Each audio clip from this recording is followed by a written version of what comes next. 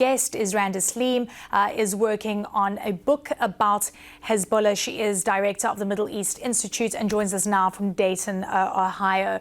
Randa, great to see you. Thank you so much for taking the time. I mean, what we're trying to do is just sort of understand the inner workings of Hezbollah, how difficult it will be to dismantle this entity. And I think it's an important question to ask today as we see Israel focusing initially on military targets, now extending that into financial institutions that are linked to Hezbollah, and the complexities in understanding this organization that clearly has a political arm as well as a military wing.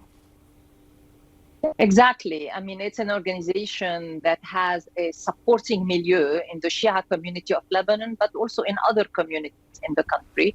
The country itself is a very complex political, makeup, and has a very complex political makeup.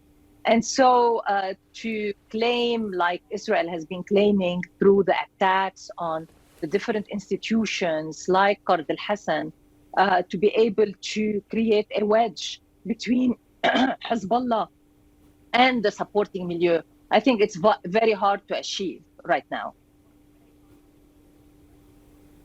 You know, it's also interesting when you see the United States and frankly other Western countries qualifying it as a terrorist organization.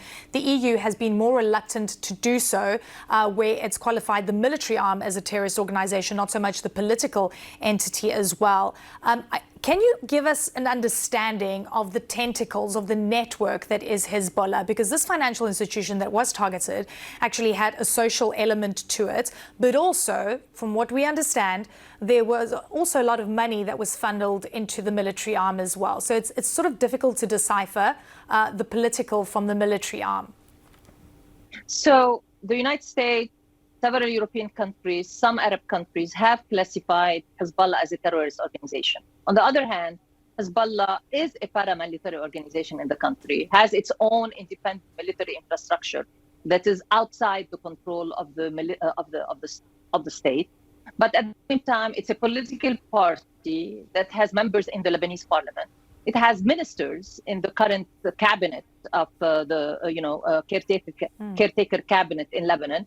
And it has a very wide network of social service organizations, including this organization, Qard Al-Hassan, which was targeted yesterday by Israel, which is a microcredit organization that was established in the late 80s to service mostly the Shia of Lebanon, who a lot of them are pretty much, poor people, that gives small loans up to $2,500 per loan to help people pay for sometimes hospital care, sometimes for tuition fees, sometimes to start businesses, small businesses, particularly women-owned businesses. So it is a much more complicated picture than it is portrayed as being directly, just there to service Hezbollah. It services a wide constituencies of Lebanese, especially now